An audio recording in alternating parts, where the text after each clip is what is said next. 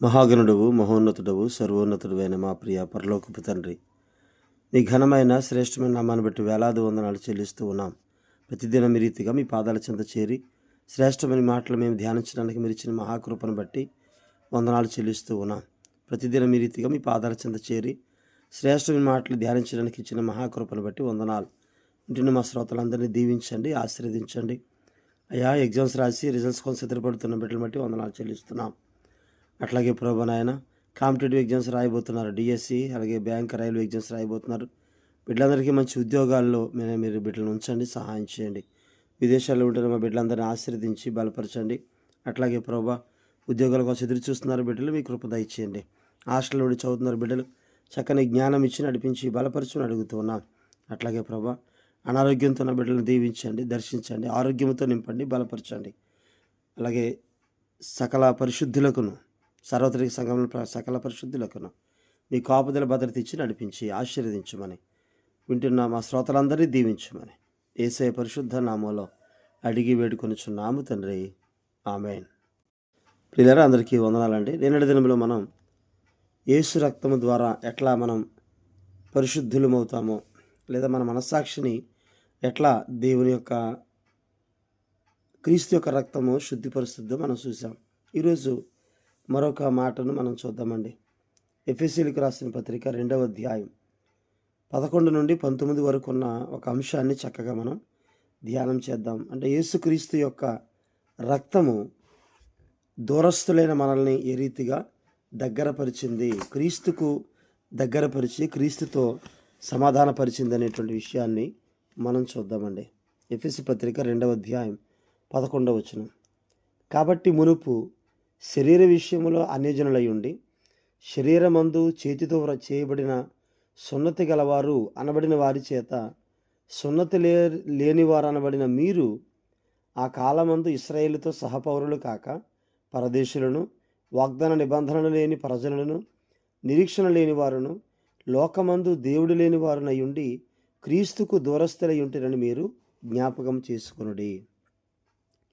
ప్రియులరా, మునుపు మనం శరీర సంబంధమైన విషయంలో యూదులు కాక అన్యజనులాగా ఉన్నటువంటి మనం, అంటే దేవుడు ఏర్పరచుకున్న జనాంగము కాకుండా మిగిలిన జనాంగమైనటువంటి మనం, అంటే సున్నతి లేని వారంగా జీవిస్తున్న మనం.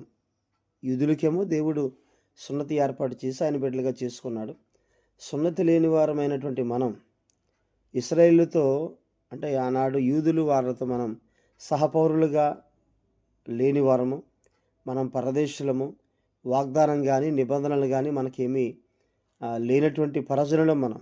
నిరీక్షణ లేదు, దేవుడు మనకు కాదు అన్నట్టుగా లోకములో దేవుడు లేనివారుగా ఉన్న మనం అప్పట్లో క్రీస్తుకు దూరస్తులుగా ఉన్నాం.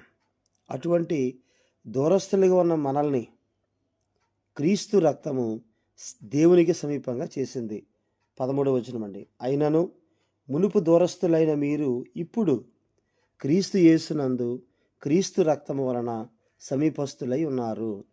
ఎట్లా సమీపస్తులై ఉన్నాము అనంటే, యేసు రక్తము మనల్ని కడగడాన్ని బట్టి యూదులతో సమానంగా, ఇజ్రాయేలీలతో సమానంగా దేవునికి పిల్లలమయ్యాం. వాళ్ళేమో వాగ్దానపూర్వకంగా పిల్లలైతే, మనము క్రీస్తు రక్తం వల్ల దేవునికి పిల్లలమైనట్టుగా మనం చూస్తూ ఉన్నాం.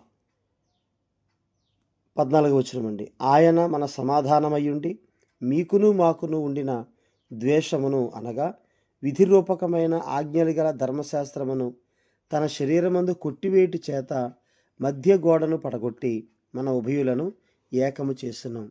వారికి ధర్మశాస్త్రం ఉంది, మనకి ధర్మశాస్త్రం లేదు.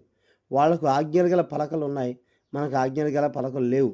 కాబట్టి వాళ్ళకి మనకి మధ్య ఒక మధ్య గోడగా ఉన్నటువంటి ధర్మశాస్త్ర సంబంధమైనటువంటి విధిరూపకమైన ఆజ్ఞలను యేసుక్రీస్తు సిలువ వేయడం ద్వారా ఆ శరీరం యందు ఆయన అలా ఆ ఆజ్ఞలు గల ధర్మశాస్త్రాన్ని కొట్టివేయటి చేత వాళ్ళని మనకి మధ్యలో ఉన్నటువంటి ఆ మధ్య గోడను పడగొట్టి ఇజ్రాయేలీలను, అనగా యూదులను, మనలను ఏకము చేసెను, ఉభయులను ఏకము చేసెను. 15వ వచనం. ఇట్లు సంధి చేయుచు ఈ ఇద్దరిని తన యందు ఒక్క నూతన పురుషునిగా సృష్టించి తన శిలువ వలన ఆ ద్వేషమును సంహరించి దాని ద్వారా వీరిద్దరిని ఏకముగా చేసి దేవునితో సమాధానపరచవలనని ఎలాగూ చేసిన గనుక ఆయనయే మనకు సమాధానకారకుడై ఉన్నాడు. ప్రియులరా, దేవునికి మనకి మధ్య ఉన్నటువంటి ఆ యొక్క సమాధానపరమైనటువంటి విషయాన్ని, అంటే దేవునితో మనల్ని సమాధానపరచడం కోసం. ఎందుకు అంటే దేవుని దగ్గర ఆదాము దగ్గర నుండి తప్పు చేసిన వాళ్ళందరూ కూడా దేవునికి దూరస్తులుగా ఉండి, అట్లాగే దేవుని బిడ్డలుగా దేవుడు ఏర్పరుచుకున్న జనాంగముగా ఉన్న యూదా ఇశ్రాయేలీయులు, అలాగే అన్యజనులైనటువంటి మనము వేరువేరుగా మధ్యలో ఉన్న ధర్మశాస్త్రాన్ని బట్టి విడిగా ఉండి అన్యజనులుగా ఉన్నటువంటి మనల్ని, మధ్యలో ఉన్నటువంటి ఆ గోడను పడగొట్టి ఇద్దరిని కూడా ఏకము చేసెను. అలా చేయగలిగింది క్రీస్తు అయినటువంటి మధ్యవర్తి ఒక్కడే. ఆయనే మధ్యవర్తిగా ఉండి మనకు ఆ రీతిగా ఇద్దరిని ఏకం చేసినట్టుగా మనం చూస్తూ ఉన్నాం. తిమోతికి రాసిన మొదటి పత్రిక 2వ అధ్యాయం 5వ వచనం అండి. దేవుడు ఒక్కడే, దేవునికి నరులకును మధ్యవర్తియు ఒక్కడే, ఆయన క్రీస్తు యేసును నరుడు. ఈయన అందరి కొరకు విమోచన క్రయధనముగా తన్ను తానే సమర్పించుకొనెను. దీనిని గురించిన సాక్ష్యము యుక్త కాలముల యందు ఇయ్యబడును. ప్రియులారా, దేవునికి అలాగే మానవులకి మధ్యవర్తిగా క్రీస్తు ఒక్కడే ఉన్నారు. ఆ క్రీస్తు ఒక్కడే ఉండి ఇరువురిని కూడా, అంటే దేవుణ్ణి అలాగే మానవుల్ని సమాధానపరచడం కోసం రోమపత్రిక 5:1 కూడా ఆ మాట తెలియజేస్తారు. రోమపత్రిక 5:1 అండి. కాబట్టి విశ్వాస మూలమున మనము నీతిమంతులముగా తీర్చబడి మన ప్రభువైన యేసుక్రీస్తు ద్వారా దేవునితో సమాధానము కలిగి ఉందము. యేసుక్రీస్తు ఈ లోకానికి రాబట్టి, యేసుక్రీస్తు మన కొరకు సిలువలో ప్రాణం పెట్టబట్టి, యేసుక్రీస్తు మన కొరకు రక్తం కార్చబట్టి, ఆ రక్తము ద్వారా కడగబడి పరిశుద్ధపరచబడి నీతిమంతులంగా తీర్చబడిన మనము దేవునితో సమాధానపరచబడ్డాం యేసుక్రీస్తు ద్వారా. ఆ సమాధానము దేవునితో మాత్రమే కాదు కానీ ఇశ్రాయేలీయుల్ని మనల్ని కూడా ఏకము చేసినటువంటి క్రీస్తు రక్తము ఇక్కడ మనం చూస్తూ ఉన్నాం. అట్లాగే 15వ వచనం అండి, ఎఫెసు పత్రిక 2:15.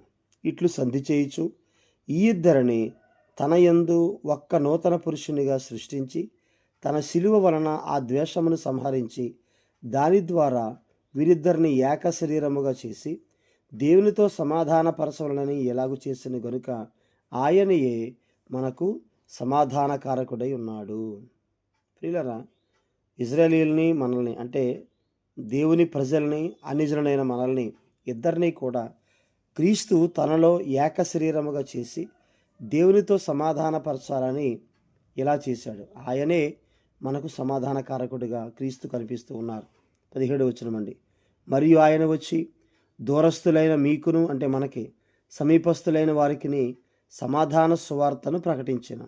ఆయన ద్వారానే మనము ఉభయులము ఒక్క ఆత్మయందు, అనగా పరిశుద్ధాత్మయందు తండ్రి సన్నిధికి చేరగలిగి ఉన్నాము. అంటే మనం దూరస్థులయ్యాం మునుపు, కానీ ఇప్పుడు సమీపస్థులుగా జీవిస్తూ ఉన్నాం.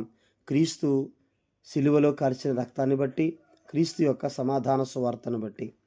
19వ వచనం. కాబట్టి మీరిక మీదట పరజనులను పరదేశులై ఉండక పరిశుద్ధులతో ఏకపట్టణస్థులను దేవుని ఇంటివారునై ఉన్నారు. కాబట్టి యూదులు ఎలా దేవుని ఇంటివారుగా ఉన్నారు, మనం కూడా ఇక మీదట, అంటే క్రీస్తు రక్తము రాబట్టి, క్రీస్తు సమాధాన సువార్త మనల్ని ఏకము చేయబట్టి, అన్యజనులైన మనలను యూదులను ఏకము చేయబట్టి మనం కూడా ఇక పరదేశులం కాకుండా పరిశుద్ధులతో ఏక పట్టణస్థులను దేవునికి ఇంటివారుగా మనం ఉంటూ ఉన్నాం. కాబట్టి అటువంటి క్రీస్తు రక్తము చేత కడగబడిన అనుభవంలోకి మనం రావాలి. యేసు ప్రభుని అడిగితే, ప్రభువా నన్ను క్షమించు అని అడిగితే, నన్ను నీ రక్తముతో కడుగు అని అడిగితే, యోహాను మొదటి పత్రిక నేను చూశాం కదండి, ఆ రీతిగా యేసు మనల్ని కడిగి ఆయన రక్తము ద్వారా మనల్ని, అలాగే ఇశ్రాయేలీయుల్ని ఏకము చేసి దేవుని ఇంటి వారుగా ఏకపట్టణస్థులుగా చేశాడు. అటువంటి భాగ్యాన్ని మనందరం పొందుకుందాం. దేవుడి తన మాటలు దీవించునుగాక. ఆమేన్.